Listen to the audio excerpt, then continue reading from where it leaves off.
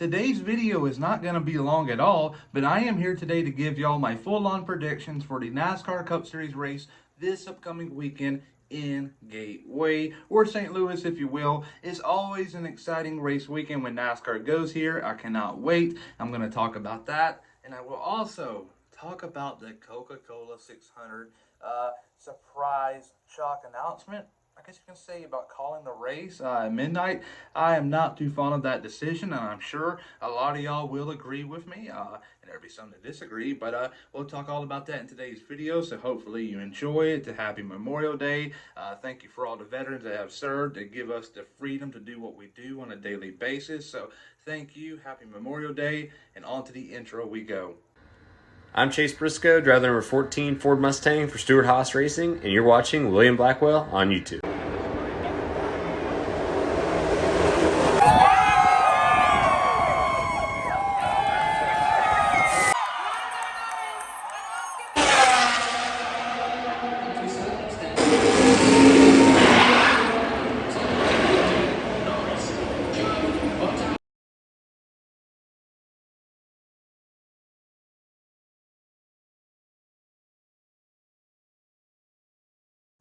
Memorial Day weekend is supposed to be a weekend that people are going to get away from their day-to-day lives and to sit back and to enjoy.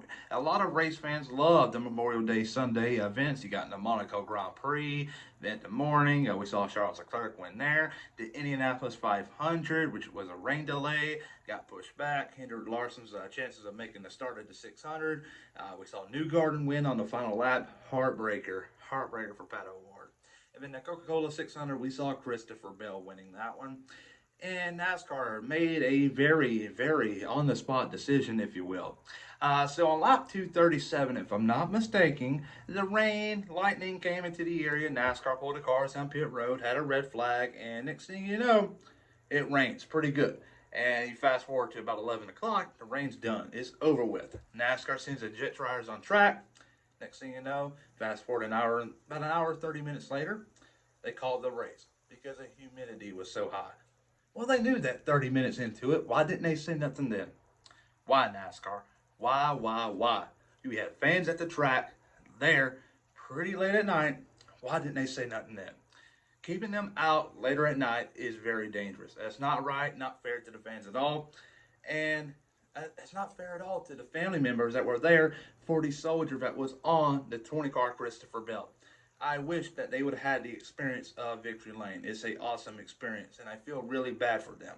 So shame on NASCAR. Shame on them. That was horrible, and I'm sure a lot of people will agree with me, but NASCAR screwed every single body in the garage. So not a good look on NASCAR side of things, especially for Fox, because according to a lot of people on Twitter, I don't really like to go off of Twitter, like rumors here and there, but Fox played a big factor into it. So shame on Fox and NASCAR, but enough said here. On to Gateway. That was my little rant, if you will, but now Gateway. The driver that's going to go to Victory Lane this Sunday in Gateway is going to be no other than the 22 car of Joey Logano for Team Penske. Right now, he is starting to find himself in a good position. He won the All-Star race, $1 million in North Wilkesboro, went over to Charlotte. Yeah, had a very lackluster qualifying effort, started from the back practically. But when the race transitioned from day to night, that's when we saw the 22 car get a whole lot better. And I believe if the race continued on, he could have been a factor at the end, but we never know. We will never know at all, thanks to Fox and NASCAR making a very dumb decision. Not fair at all to anybody. So there you go there. Logano is going to be a two-time race winner in 3 weeks' time, and this is going to be the first points win of the year. He'll be in the playoffs. Then second place is going to be the 8 car of Kyle Busch. Kyle Busch right now is struggling. He needs to find himself in a good position to have a good result. And anything will be good for him inside the top 10. If he gets a 10th place finish, that team will take that as a win. They need to build up some momentum. And if it's going to happen at all, where they turn the season around, it's going to be this weekend in Gateway, a track where he's been very good at in the past. Third place is going to be the 14 car Chase Briscoe. Chase Briscoe stayed on pole here in 2022. 2023 was very quick. So I believe this weekend Stewart-Haas and Ford can come out here and surprise a few people. But I think Ford right now is starting to find their mojo, if you will. They're getting more and more comfortable with the car. Brad Keselowski is very competitive. Gragson's competitive. Briscoe, Buescher, they get in there. So when they finally get to the top where they just dominate, I just don't see nobody stopping them. So time will tell there. My big surprise of the race weekend is going to be Noah Gragson. Last year had a horrific crash here where he had a concussion, missed Sonoma. Hopefully it goes a lot better, which I believe it will. And he's my big surprise. My big flop is going to be Brad Keselowski. He's been running really good lately, but he's due for a bad run. And Gateway hasn't been very kind to him, so I can see it happening here.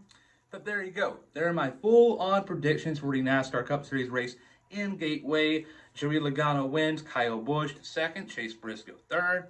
My big surprise, Noah Gragson. My big flop, Brad Keselowski. But there you go. What do you think and who you got winning? Comment down below.